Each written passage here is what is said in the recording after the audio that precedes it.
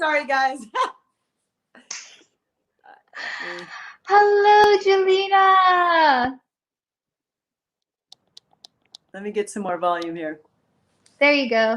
How are you? Okay. I'm so great. Thank you for coming on. This is such a pleasure for me, such a treat. Thank you. How are you, first of all? How are you doing? Good.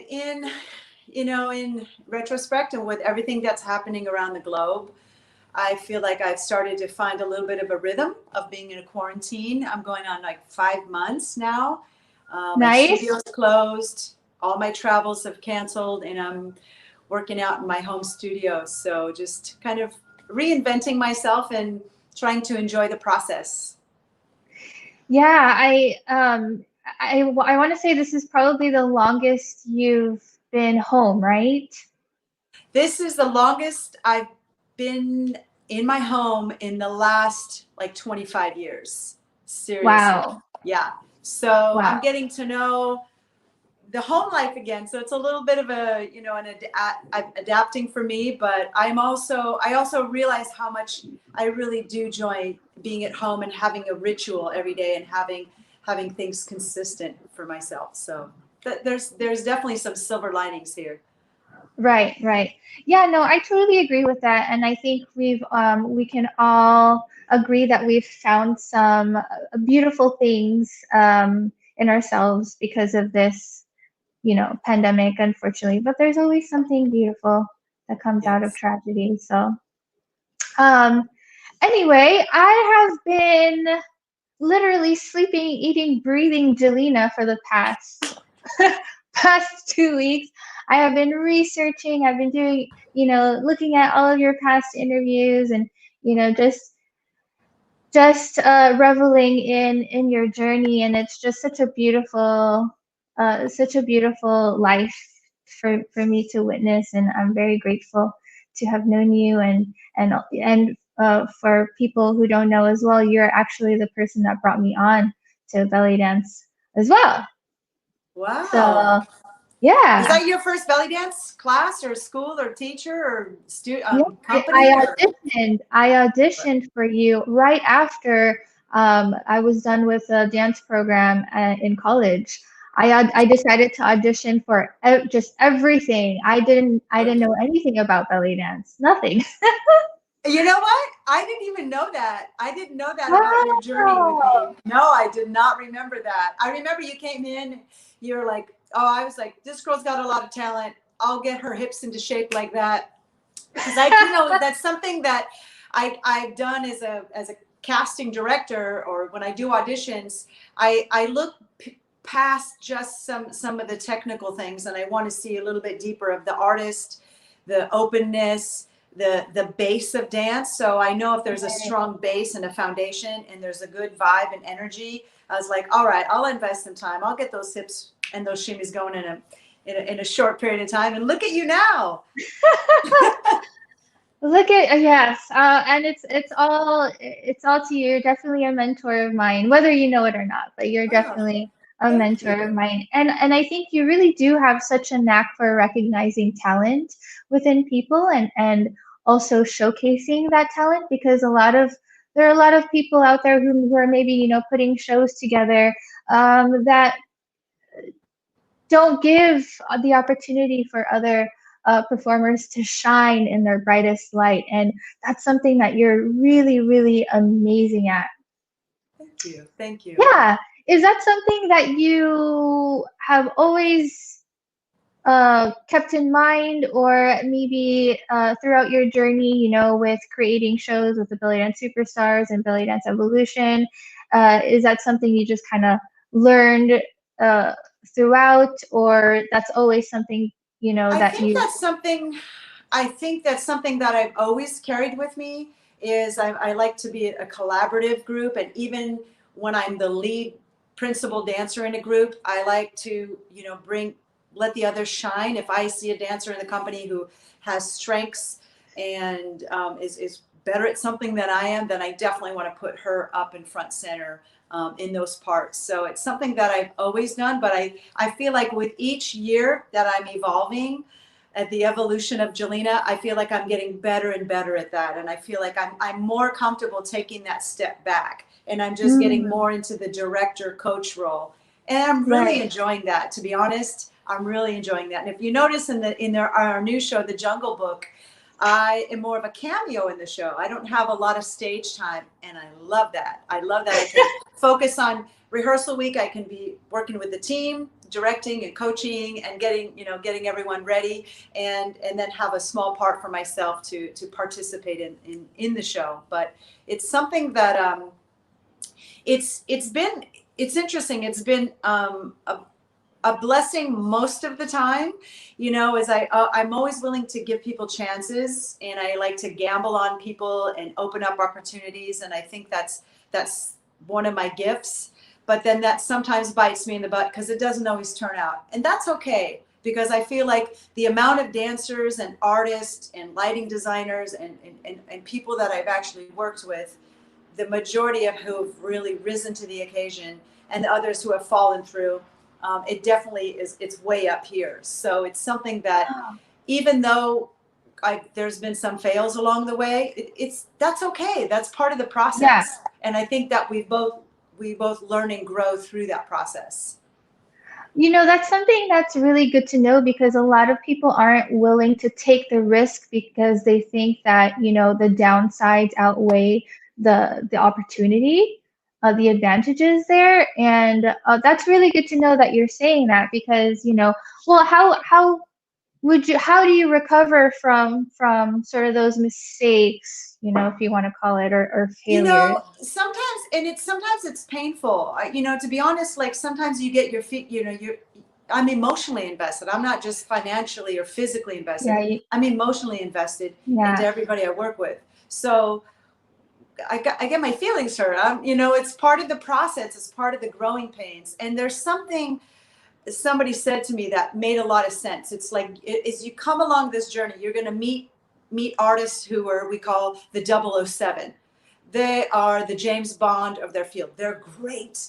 They're amazing at what they do, but they're better off doing it alone. And that's not a bad thing. It's just, once you learn that, you observe that, and you let them shine in their own way on their own, maybe they're not suited to be in a group. So, but you don't know until you get in the group and it kind of falls apart, and you get your feelings hurt or things happen, and you kind of have to figure your way out through that. So I try to be very observant. So when I get in the room with somebody or a group, I'm observing their behavior, not just the behavior and interactions with me, because that's sometimes because I'm higher up on this, what is it, the food chain, because I'm the director, maybe they want to impress me, but I also very much observe how they're interacting with the others. Is there acts of kindness and thoughtfulness and being helpful and willingness to work as a team, or are they trying to just push their own agenda ahead? So I'm very observant when I'm in the room with a group of dancers, and people always joke that I have eyes in the back of my head, because I see and I listen. I'm listening, even if I don't have my face towards you and I'm working on my iPod. I'm listening to the conversation. So I try to be observant to learn those things. Right. Yeah, I think that's so important. And I think that's the reason why you've gotten so much success out of it as well, is because you surround yourself with people who are like-minded as you, and who are really all about the group. Because, if you have that, the mentality where it's just really all about you, you can't really make a production that requires a group of people to succeed. But yeah, I love what you're doing.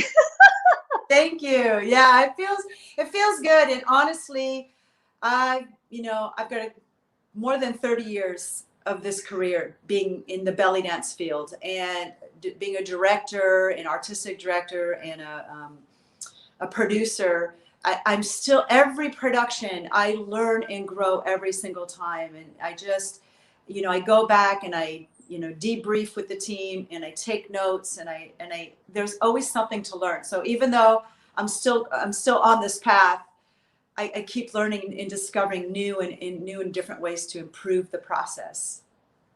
Right.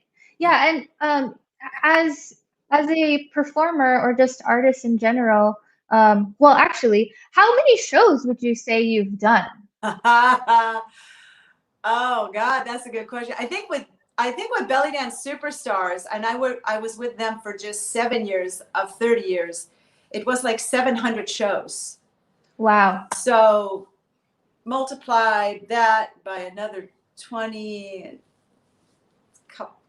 thousands. Thousands. Thousands of steps on the stage in front of a live audience. A lot of Wow. stage time. And I think that makes a huge, that's really what sets you apart from other people. So, and my question to you is, what is something that you've learned from getting that amount of stage time versus somebody who just, practices in a studio? What is the difference, and how can someone cultivate that? Well, cultivating that is by doing it, by putting yourself in front of an audience. That's one of the best advices I give when I'm coaching a dancer is you've got to get out and do it in front of people, because it's so different than dancing in the mirror in your comfortable space. But being out in an audience, first of all, you notice that your mouth gets dry, your heart rate goes up, the adrenaline goes up, and you're out of oxygen before you even hit the stage. So how are you going to execute this, physically demanding performance? How are you going to get through that drum solo with no oxygen in your body? It can be crippling. And to be honest, I have struggled with stage fright. I used to be like shaking backstage, and I just kept putting myself in front of an audience, and through years and years of doing it. So one of the advice I tell a dancer is, let's say a dancer comes to me and she's working on a piece for a competition, and that's a lot of pressure. That's a very stressful situation, because you're not just dancing to entertain and have fun and connect. You've got to hit that checklist of all those things to have a great and successful competition performance. So what I recommend is, I said, call your friends, call your family, go to the senior center and perform that piece up to 20 times. There's no magic number, but I'm just saying, like, pick a number, do that as a performance. And I mean as a performance, full costume, hair and makeup, put the music on, make your friends or your family sit on the couch and watch you, because you got to pass through those steps of awkwardness, and you'll figure it out. And what happens is, every time you bring a piece on the stage, organically it's going to be evolving. So you're going to discover what happened in the studio doesn't quite exactly happen on the stage. You're going to discover new things, that the space is bigger, for example. You need more time to travel. And those things have to be done in performance through repetition. So it's really the best way to do it. And the other thing is to set yourself up for success, and always, whenever you can, have a tech rehearsal. So that's something that I always push for or insist on. And in my contracts, when I go around the world and I do the festivals, is I always insist on having a technical rehearsal, so that I get time and on the space. I get to check the floor, I get to check the lights, I get to check the distance of the wings. Is there a pass around? Do I have to switch anything? And through that, I build confidence. And I feel like I get through that. I get to work out all of those things before I go on stage. So when I go on stage, I can just get deep into the performance and the emotional expression, and be connected. So it's definitely something that has set me up to be more successful. And successful, I think, just more confident is something for sure. There's confidence in preparedness. Yeah, absolutely. There's just like the hard work. It really does pay off. And there was a question, I'm not sure if you saw it on Facebook, because I asked, hey guys, do you have any questions? And one of the questions from a friend, she's a dancer from India, Danimi. I'm sorry if I'm pronouncing it wrong. One of her questions was how, basically, like, cultivating confidence, and how is being fearless, is that an important tool for a belly dancer? And I want to yes, I saw that. Okay, yeah, so absolutely. I just want to say, getting comfortable with being confident. And being confident doesn't mean that you're full of yourself and that you're putting yourself above your audience. It's you're putting yourself in preparedness, like exactly what you just said. And I get the confidence from knowing that I'm prepared, that I've done all of my homework, and I come and I feel prepared, and I feel prepared and confident to share my love of dance, to share what I've been working on, to share this creation with you. So that's definitely part of it, and it's so much more fun when you come Yeah, up and be prepared. Yeah, you're not just in high you're anxiety, not you in your know, like, throat. yeah. Instead of being in your throat and like dry mouth and that feeling, it's like you're in breath, and you can be like in your heart and in your feeling. It's just it's a game changer for sure.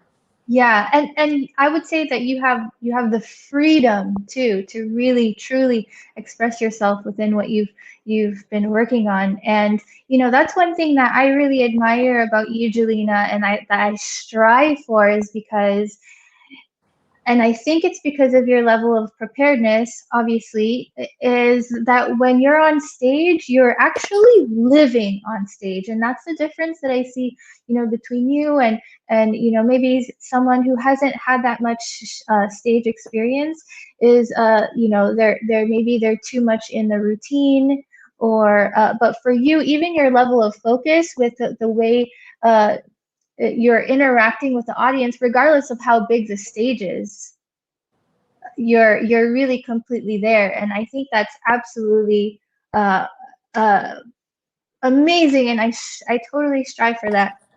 It's I, funny. Somebody asked me that, like, why am I a dancer? One of my fans actually came to me. She goes, why are you so connected emotionally? And I was just like, I had to take a step back and think about it. Why is it? What is it? What am I doing? And I wanted to kind of tap into that and and learn deeper what that means. So hearing what you just said right now is I'm living on stage. I'm present in the moment. I'm not thinking about the laundry. I'm not thinking about the backstage. I'm thinking about right now and being absolutely present in the moment. So I think that's a tool that has also served me really well. yeah, and because that pulls your audience in the moment, because that's in essence what it's all about. Yeah. Oh, amazing. I remember the first time, I just have to share this with you, because the first time I shared the stage with you was with at Carousel, the local, our restaurant, Yeah. our residency with Sahlala. And it was my first time getting to perform it with you. You had joined on to the floor, and we were dancing before that. And as soon as you came on, I kid you not, there was this pull, and I will never forget it, because I'm just like, what is that? What's going on around here? What is this? And I really do think it's because you've mastered that with all the experience that you've had on stage. You've mastered, you bringing on your full energy, and you understand that it affects the people, the other dancers around you. I definitely feel connected on the stage with dancers, and that's why I think I love dancing in a group. I just love being in a group because I you can be right next to me, and even though I'm not looking directly at you, like I feel you. I know if your shoulder is here. I know if your shoulder is here. I know if your hand is here. Like I have a really good awareness of that, and it just comes through years of dancing in a group. But I also love it, and dance, like not every dancer is like that. I always say that when you're in a group, there's dancers that you're absolutely connected with, and you're always flowing and moving with that dancer, and some you're constantly checking in. Where's she going? What's she doing?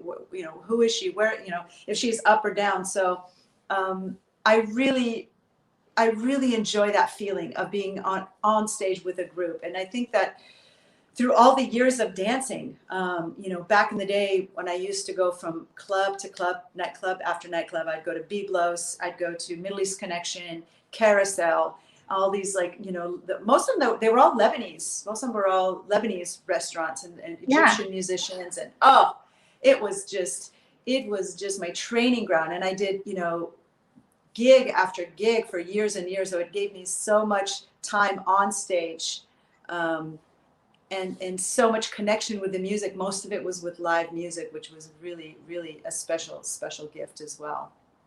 I wanna actually share something. Let's see if this works for us. This is new for me, being able to share on this The audio. platform. Ah, that's Biblos. Yeah. Oh my God. I love that place. That place was so special. The musicians were so kind to me too. They really, yeah, they were so great to work with. Really great guys. Yeah. All right. Well, I guess I know that this works now. Okay. I also wanted to share just a quick clip of a video here, and it's an interview that Miles did of you. Let's see. We get the audio. Oh, is the audio not working? Audio's not working. Audio's not working. Yeah, see, I had trouble with that too. Um, anyway, I will go ahead and just paraphrase. So he really talked about the amount of discipline that you have, and how that really sets you apart from a lot of artists out there. What would you say to dancers, or what are some of the habits that you still have to this day that have really helped you shape who you are? You know, I think one of the most important things that has helped me with discipline is the why.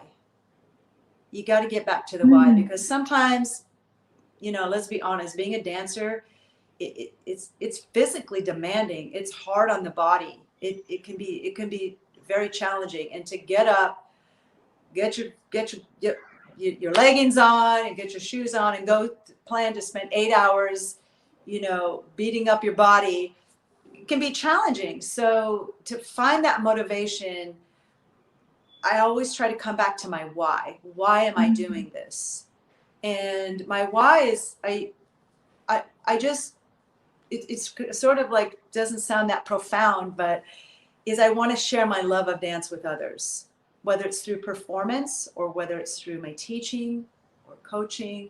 Is I want to make this dance so good, and I wanted to bring it to the highest level that I can, that I can inspire others. And mm. inspiring an audience is different.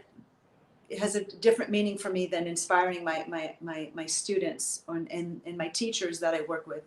So inspiring my audience came from the days of working with the Middle East community.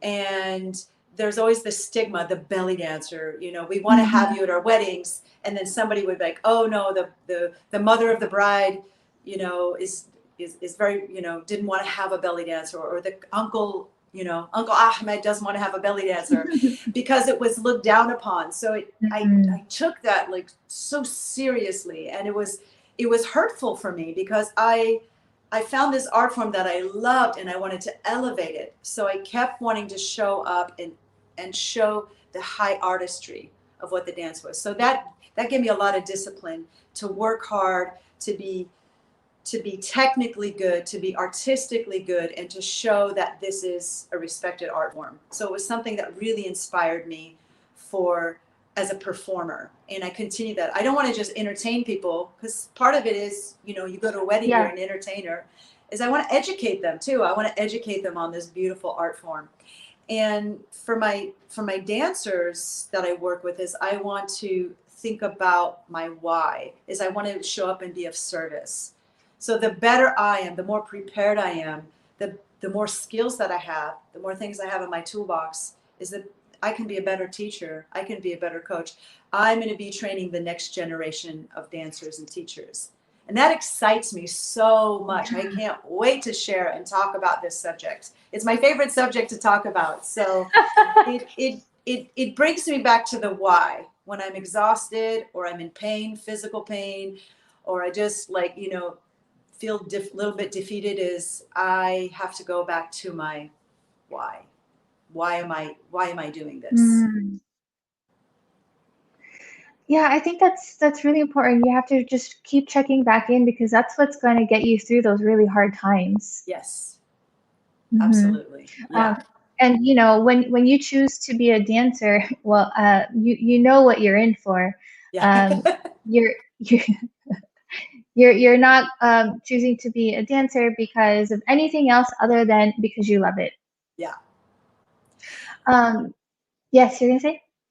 Yeah. I mean, the career of a dancer is, it, there's not always a lot of financial reward, and there's a lot of physical input. There's a limited amount of time, you know, per se that you can do it. I've got some longevity tips for you guys, but we'll get to that in Yes. another. We'll get to that at the end, or if we have time. But it's really about being in love with the dance, just like you said. You gotta love it. Yeah, and you definitely sure do love it. But we can totally go into longevity tips. Okay. So down for that. Yeah. What advice do you have for people who have been in the game for a long time and want to stay in the game? You know, um, come back to your why. If you start, some dancers who, like, I know dancers, older dancers that come to me and they're like, man, I'm just burnt out. Or where do you get inspiration? Or where do you Mm, kind of like get that going again? Or, when your body's not doing the same thing it used to do 20 years ago, you'll find another voice in your body. So, and that's something that I really love about belly dance is that it, in some ways it's a low impact art form. If to be a mhm. prima ballerina dancing in point shoes, Yeah. there's definitely like a physicality that has to be there.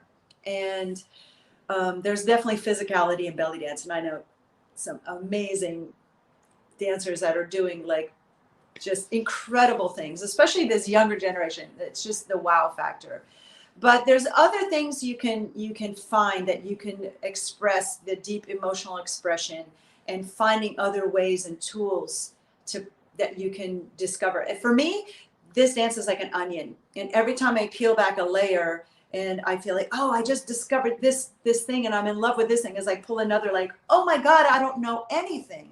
I just feel like a brand new belly dancer again. So I keep finding these layers, and it's through the music or the culture or the folkloric background of the dance. So there's all these layers and dimensions that you can keep digging deeper and deeper and deeper to find that. So those are the things I would say for inspiration. And Mhm. for physicality is you've got to, treat your body as a tool. And I think one of the motivations, and this comes from like old school, Tony Robbins style, Yes, Tony is Robbins. Tony Robbins, exactly, is you have to be motivated. If you're going to be on a diet, you have to be motivated, not just because, you want to have a flat stomach. So Mhm. that doesn't hurt. That doesn't hurt either. But I'm just saying, my motivation for keeping myself physically strong and physically fit and powerful is because every with every action that I do, it's going to bring me closer to my dream.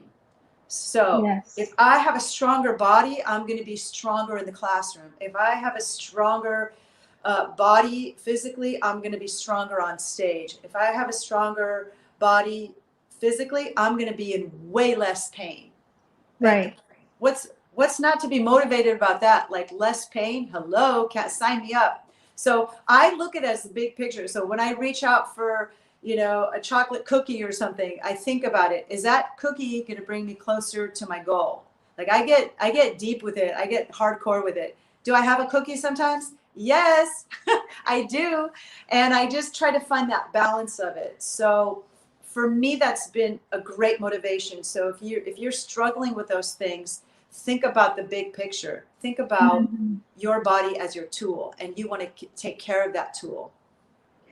And your life as a whole, as Absolutely. opposed to just this moment in time. Absolutely. Yeah, because having that physical health gives me, good mental health, gives me good emotional health, and having all of that balance. And now there's so much science coming out about mind and body connection. And meditation has been a tremendous tool for me.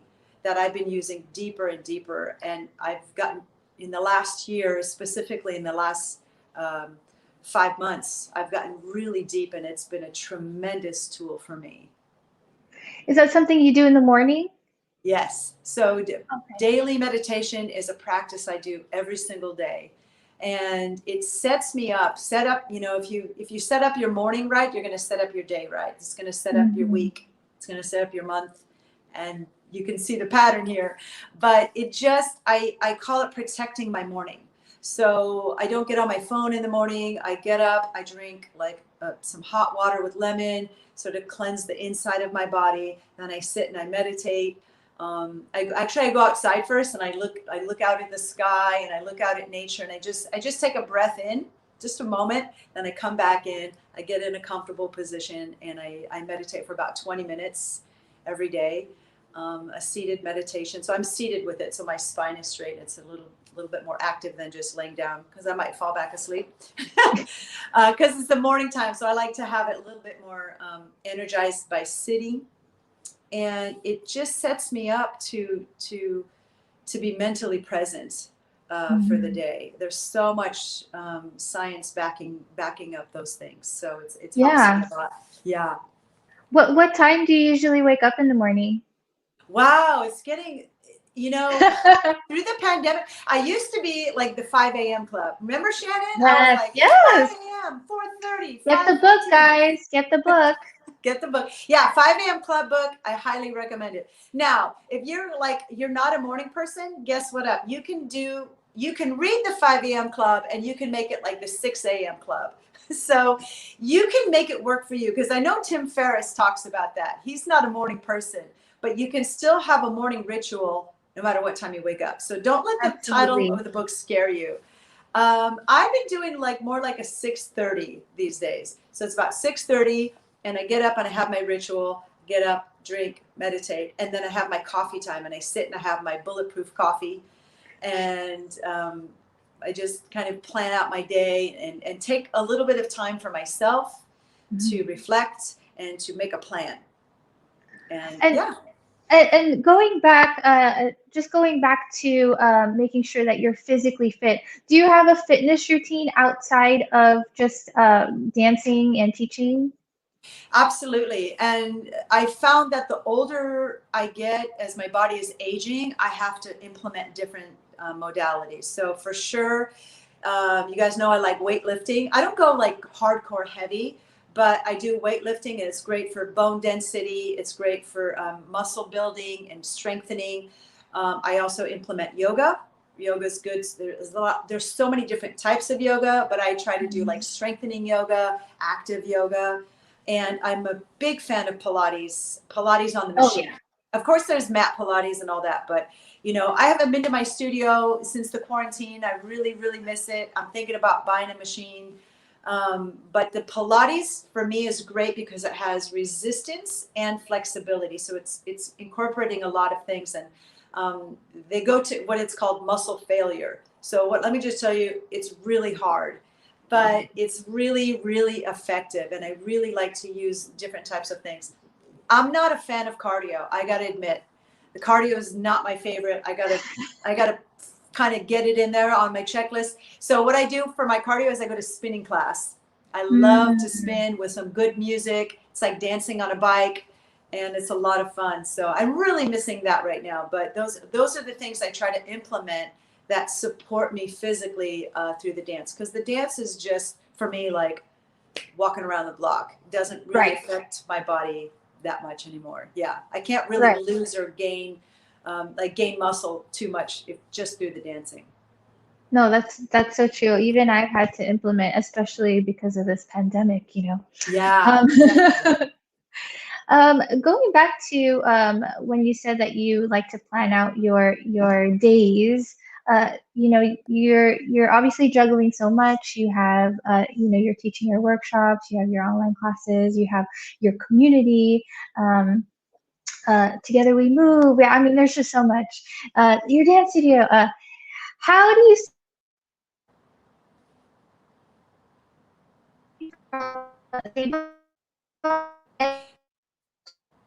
Can you repeat the question, because you're frozen? Hello, can you hear me? Yeah, Can you hear me now? yeah, I can hear you. Repeat the question because you Okay, froze. yes. How do you juggle all of these things, and how do you plan accordingly so that you don't get overwhelmed, or do you have any kind of tools that you use to organize and plan things out? Yeah, I mean, sometimes I have like a really detailed agenda, and to be honest, lately I've gotten a little bit away from that. I need to come back to that, but I basically have like a plan each day, and I even have like even though I'm at home in a quarantine, I have a scheduled lunchtime. So don't ever try to call me at 1 o'clock because I won't. I'll be at lunch. So like 1 o'clock is like hardcore lunchtime, and I do basically like intermittent fasting in the mornings, and I eat at 1 o'clock. And so I work in the morning and then I work in the afternoon. And I try to make my checklist of things that I want to accomplish. And I try to put it in. I have a weekly battle plan and then I have a daily battle plan. So I try to Mm, really make a visual of what is realistic. And I think that one advice I would say for people is don't get overly ambitious, because sometimes we put way too much and then it doesn't get done and then it just becomes another additional stress, and then you just start procrastinating. Trust me, I've been down that hole. So I try to put on a reasonable amount of work that I can get done in a reasonable amount of time. And you're right, I do have a lot on my plate. I don't think I've ever worked so many days and hours um, since this pandemic. It's like a whole new thing. I had to learn about video editing and all the right. online things and all about the filming, and the filming and your camera falls over and the lights don't work, and so many details of the technical things that I had to Connection learn and issues. grow. Exactly, and like learn and grow. But one of the things is I wanted to come back to my why. And one of my big whys is I wanted to come up and serve my community. And that's when we first got into the first week of the pandemic. I saw so many of the studios and dancers struggling. And that's when I decided to do the Together We Move. And I filmed a bunch of classes and I made them available through application only for any studio that was moving to their online platform, that they could have my content, sell it, use it, whatever they wanted to do, they could have that exclusively. So it was content that I didn't release on YouTube or any other platforms, that it were like Mm, full classes. And that felt really good to show up for my community. I got a lot of really positive feedback for that. And honestly, the act of showing up for others was very motivating for me. And as I got through that 8 weeks of classes and showing up, I thought, okay, now the next chapter's got to go. So I've been filming these tutorials and sharing things with my community so that I can help them as they're struggling to come up with content for the classes and keep them moving and keep them inspired. So I've got that on the checklist, and filming my big master course. So I'm filming like some serious coaching content, some training content that I've gotten really deep into that. So I put that on my calendar, and I'm working so diligently on that. And it's exciting because I yes. don't have to concentrate on a performance right now. I'm giving 100% dedication to the teaching and the coaching, and it feels so exciting. I have to be honest about it. It feels so exciting to share these ideas and concepts and tools and tricks. And I've danced in the opera house and I've danced in the kebab house and everything in between. So it's really fun to just talk about those experiences and share those share the knowledge that I've learned through those experiences.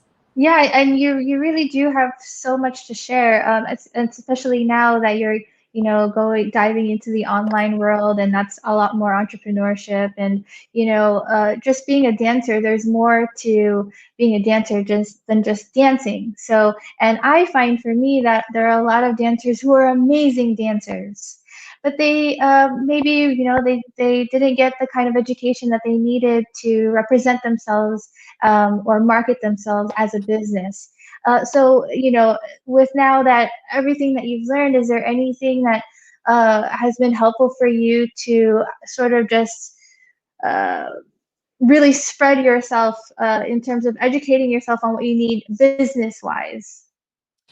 Yeah, I mean, taking the time to learn. And this is like, that's one thing that I've been hearing a lot in my community is oh my God, the Zoom and the technology and everyone, that abundance of stress, and and just taking a breath, taking a moment to think of, now let's look at the opportunity here. Look at all the skills I'm going to learn, and look at all the ideas that I can learn about. So YouTube is obviously a great source to learn Yep. about things. So you can type in anything you want to learn: how to teach on Zoom, how to become a YouTuber, how to improve your social media presence, how to all the like digital technical things. Like, I'm looking the editing programs. That's like my new thing right now. So I'm constantly like jumping over to YouTube and how to edit on Logic, or how to do these new things. So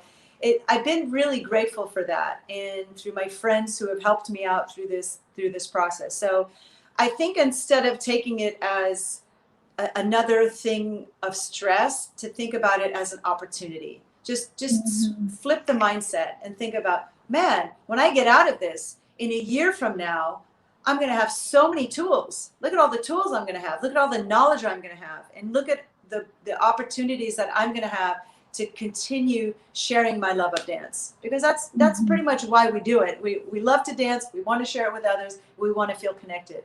So why don't we just take the time to learn these tools and opportunities? Hey, that's why we're on YouTube Live for the first Right. time. I know. Look at you, Shannon. I'm so proud of you with all this YouTube knowledge and StreamYard and pulling up B-roll. Yeah. Oh, I'm trying. It's always learning. We have time now. Nobody has any excuse not to learn Exactly. anything new these days. So, Exactly. um, jumping to, because I want to be mindful of the time. What are some of the biggest challenges you've faced in your life that have kind of set you up for success in the future, or maybe, looking back was kind of more of a blessing in disguise, say? I think the blessing in disguise was something that happened pretty early in my career. I was really coming up in the dance community. I was training hard. I was taking so many private lessons and traveling Egypt, and really like, spending every coin I had on my costumes, on my training. I spent all of it.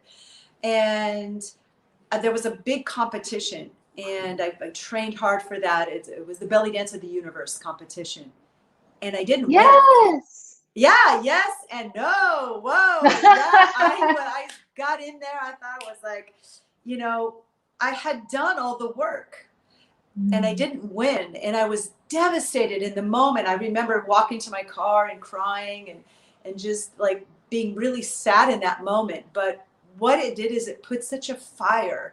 It put such a fire under my feet to keep training, to realize that I had not arrived yet. I have a lot more work to do. And it really made me take a step back and think about, as a competition, I want to be in competition with myself. I want to be the best version of myself that I could be.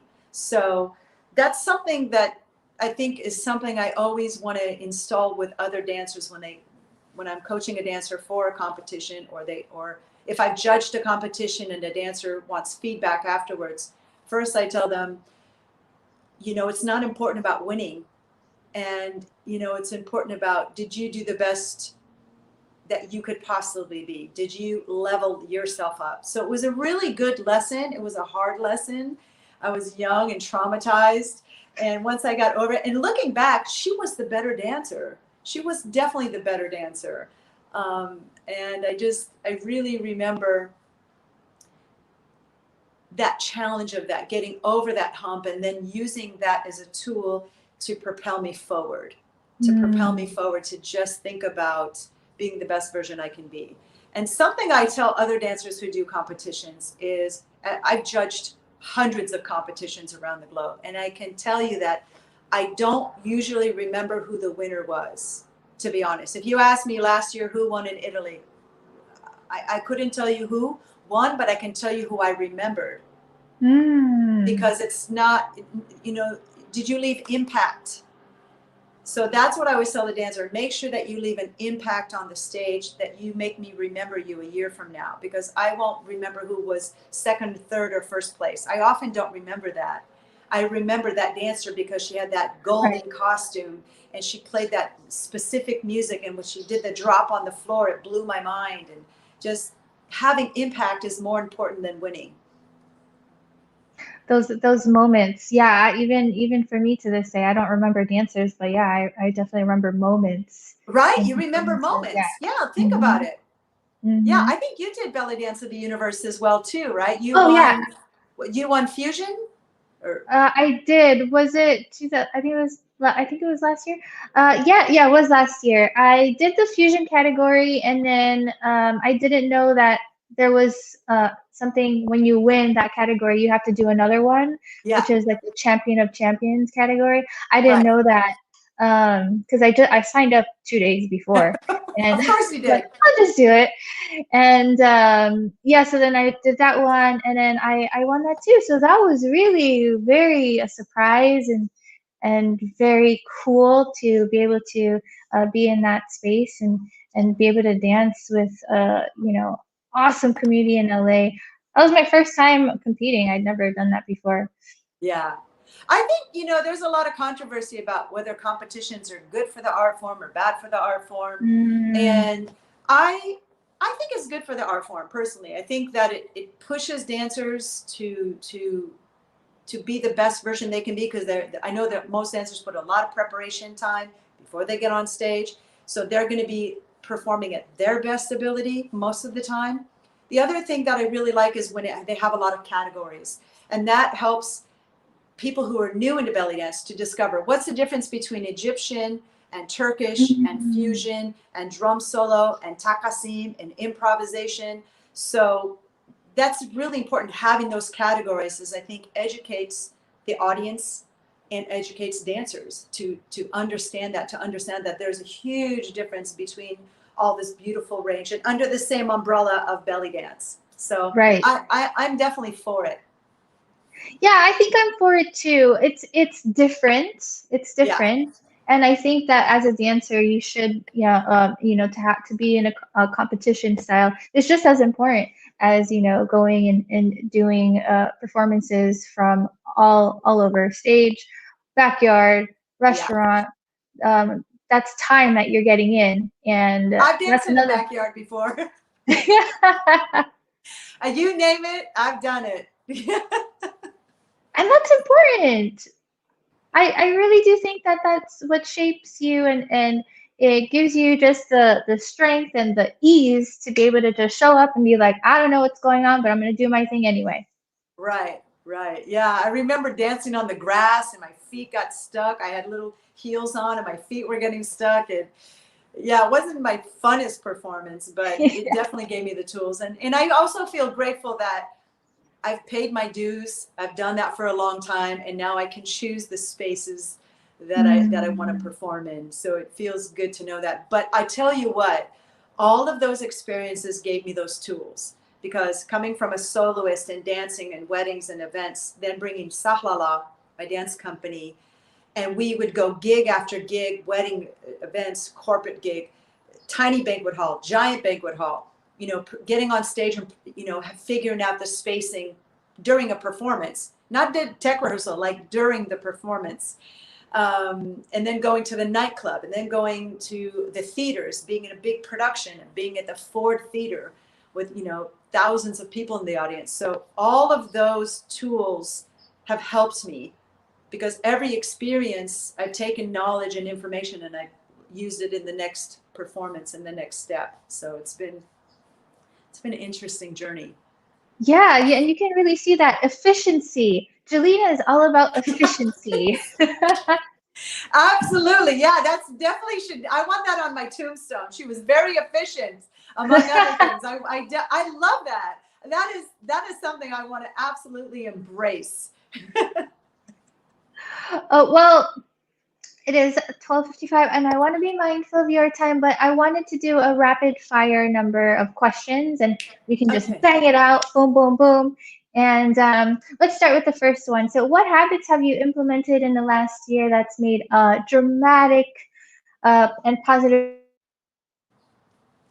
Definitely the meditation. I talked about it earlier. Is definitely meditation is been something that I've implemented and I have found has been really powerful mentally, physically, and emotionally. I totally agree with you, 100%. Yeah. What are some of the things you turn to for inspiration if you're, if you're feeling low or just unmotivated? You know, God, it gets inspiration from so many things and spaces, but I think one of the tools that's consistent is biographies.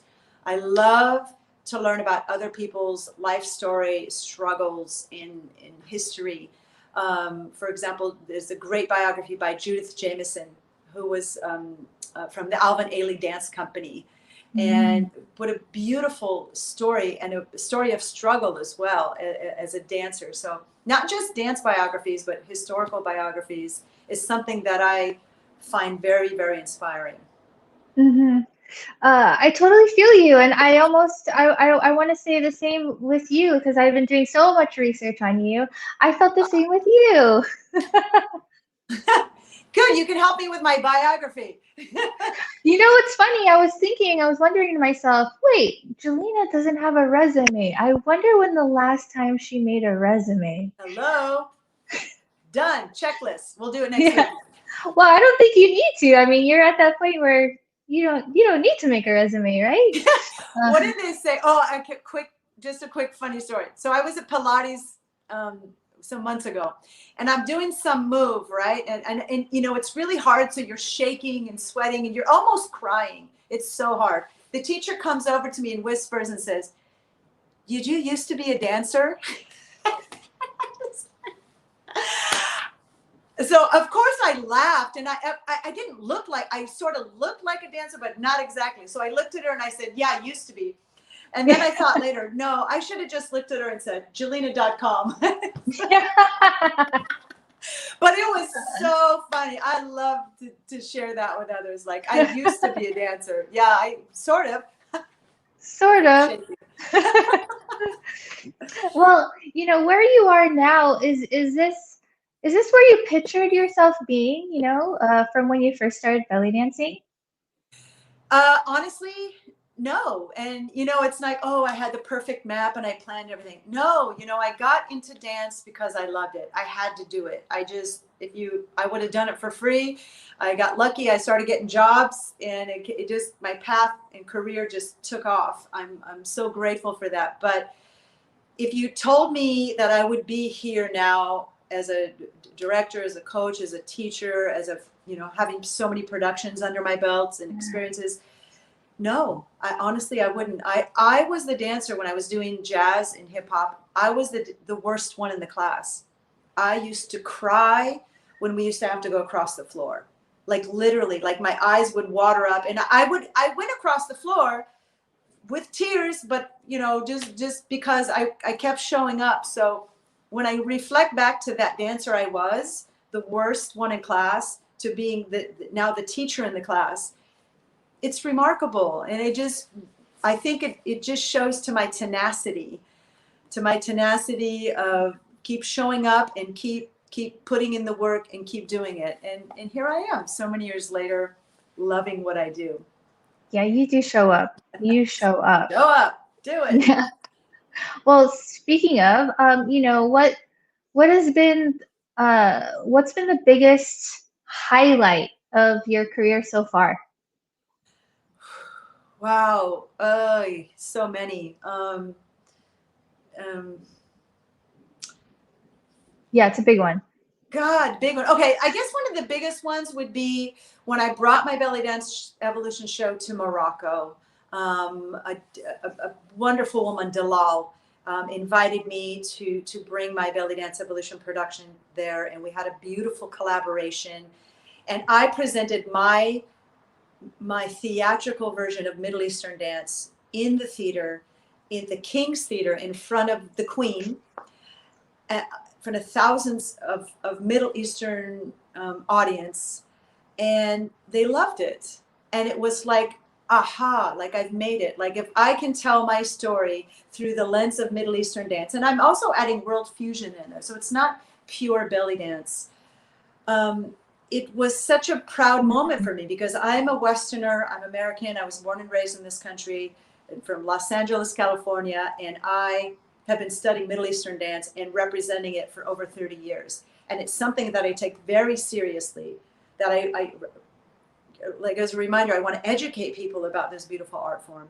So when I got to perform in the Middle East and get that recognition from the Arab community, it was just such a wonderful blessing in my career.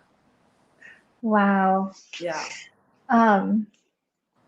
Wow. I can only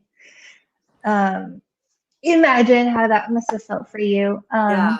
Elated. Absolutely. Yeah.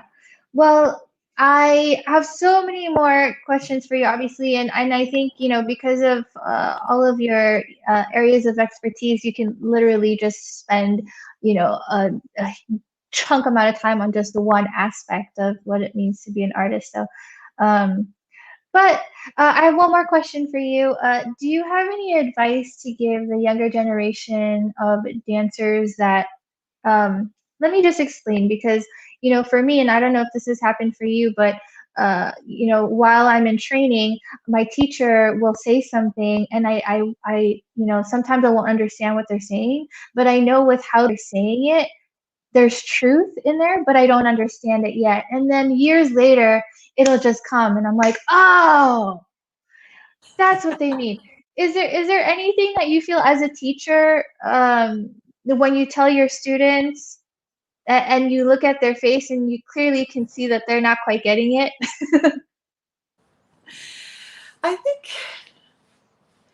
I don't know. I think something I would say, something I see that I would recommend for the next generation of dancers, the dancers that are really coming up in the community and becoming leaders, is to be observant, to be very observant. That's a tool that I think served me really well and helped me to stay relevant.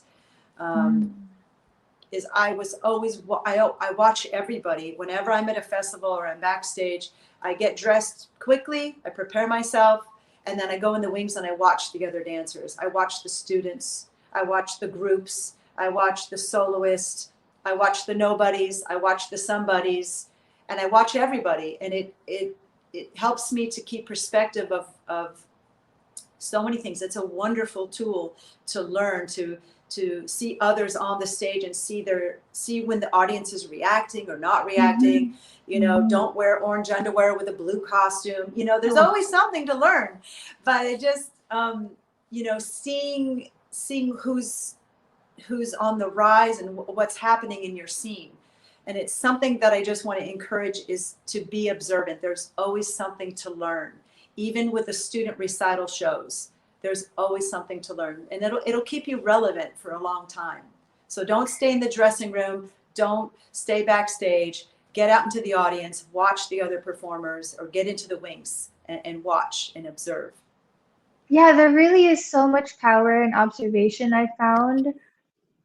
100%. Well, I mean, I know that there are some people that say, don't look at, or as you're about to perform, don't look at other performers because that'll mess you up, confidence-wise. But do you find that it's true for you, or? I found a balance of it, because I used to just try to, be supportive and watch everybody, and then I felt like, well, wait a minute, now I'm taking away some of my own focus and energy. So I've found a balance of it.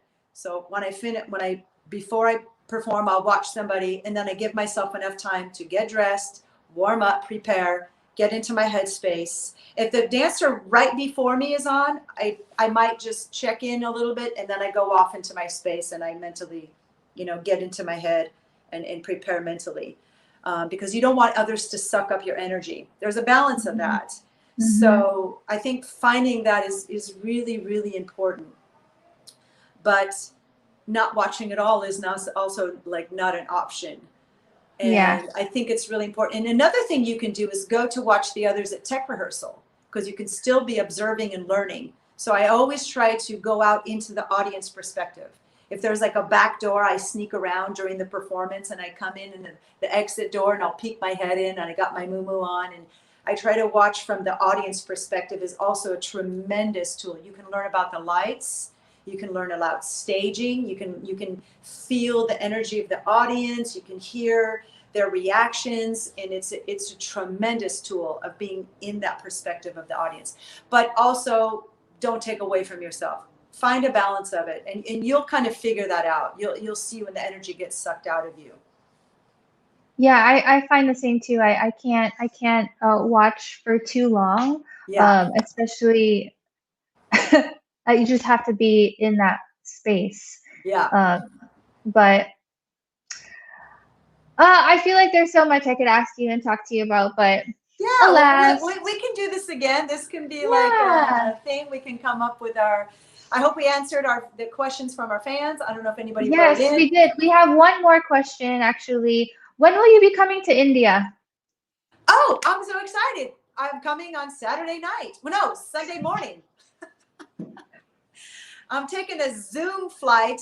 No, actually, I'm partnering up with Payal, and she's organizing a workshop for me. I'm doing a drum solo workshop, and it's going to be Sunday morning, 9 a.m. in Bangalore, which is Saturday night for me, 8 o'clock at night, past my bedtime. But I want to do it. I'm super excited. I've been chatting with some of the girls and the students, and I'm seeing them online, and there's some really good dancers there. I cannot wait. So very excited to partner up with a new friend from across the globe. And again, another silver lining during the pandemic is to be able to connect with dancers and people that I may not have had the opportunity to connect with. Absolutely. Yeah, I've connected with so many people that, were strangers but are now just, friends, online friends. Yeah, this is awesome. Well, once I figure out the technical issues with, the videos and stuff, I really wanted to break down, your performance experience and your training and all that stuff. So maybe we can have something separate of like performance and then versus, director or the business of dance or something like that. Sure. Yeah. There's a lot to talk about here. Yeah. And I have a lot to say about that. I know. I'm like, Yeah, it's exciting. Thank you so much, Shannon. I really Thank you, admire what you're doing for the dance community. You're really showing up and giving these great tools and interviews with so many interesting artists that it's just, how we can learn and grow and share. It is just a wonderful tool. So thank you for organizing this platform for us. Thank you so much for joining. Yeah, I'm just feeling what's missing. Yeah. Basically. Oh, I have to show you my tea. You were asking me what my tea was. Yes. Yeah, this is tea time. Yes. So I'm having tulsi, hibiscus. Wait. Oh, nice. I don't know if it's backwards. Nice. And just for bonus, I'm putting my life cycle cordyceps mushrooms. Oh, for your morning coffee, yes? Yeah, so this is my morning ritual. I do like intermittent fasting, so I have this until lunchtime. And I think it's 1 o'clock. And we know what happens at 1 o'clock. Lunchtime. Is it lunchtime? Lunchtime. All right, JILLINA. Well, I adore you. And I thank you so much. And the world thanks you for what you do. So we'll do this again. Until then. Absolutely. Love you, Shannon. See you soon. Ciao. Bye, everyone. Bye.